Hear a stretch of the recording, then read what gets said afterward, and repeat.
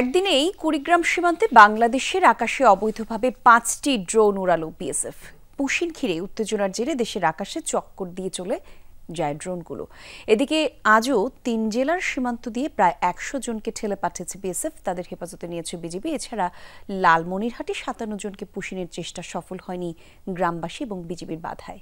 Ispahani bakery fresh, স্বাদের আবেশে একটু আয়েশ। কুড়িগ্রামের রৌমারীর বড়াইবাড়ি সীমান্ত, বাংলাদেশের আকাশে অবৈধভাবে উড়তে দেখা যায় ভারতীয় ড্রোন।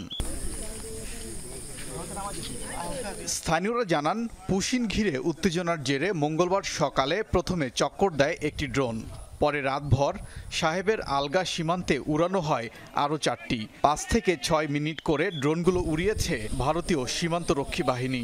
6 রাউন্ড গুলি হয়েছে, সেখানে আমার পায়ের মধ্যে এসে একটু লাগছে, গুলি একটু আহত হয়েছে।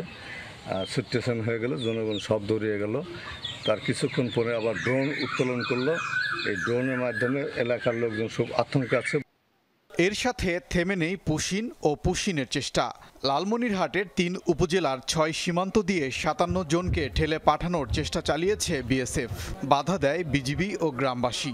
পরে নোম্যান্স ল্যান্ডে অবস্থান নেয় তারা।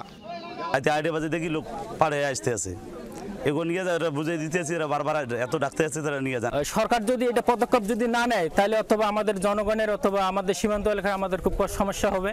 বিজিবি জানিয়েছে, আদিতমারিতে 13, হাতিবান্ধার 3টি সীমান্তে 24 ও পাটগ্রামের 2টি সীমান্ত দিয়ে 20 জনকে পুশিনের চেষ্টা করেছে বিএসএফ। এই ঘটনার পর সতর্ক অবস্থানে রয়েছে বিজিবি।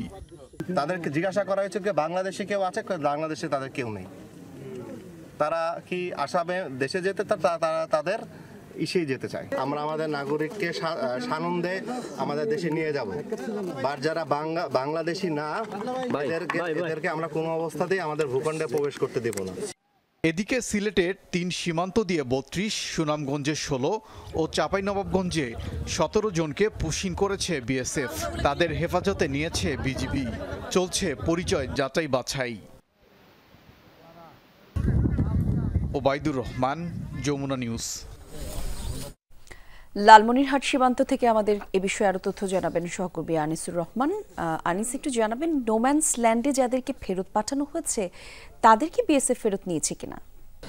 কলি, আমি কিন্তু এখন রয়েছি নোম্যান্স ল্যান্ডের পাশেই। আপনাকে একটু যদি দেখাতে পারি যে আসলে দুপুর 12:30টায় একবার কমান্ডার পর্যায়ে একটা বৈঠক হয়েছিল, সেটিতে কিন্তু কোনো সিদ্ধান্ত না আসা, বা 2টার দিকে আবার ব্যাটালিয়ন পর্যায়ে একটা বৈঠক হয়। সেখানে সিদ্ধান্ত আসে যে বাংলাদেশ 15 বিজিবি ব্যাটালিয়নের অধিনায়ক জানিয়েছেন যে এই যে 13 জন যারা এসেছে এই চৌরাটারি সীমান্ত দিয়ে, তারা সবাই ভারতীয় নাগরিক।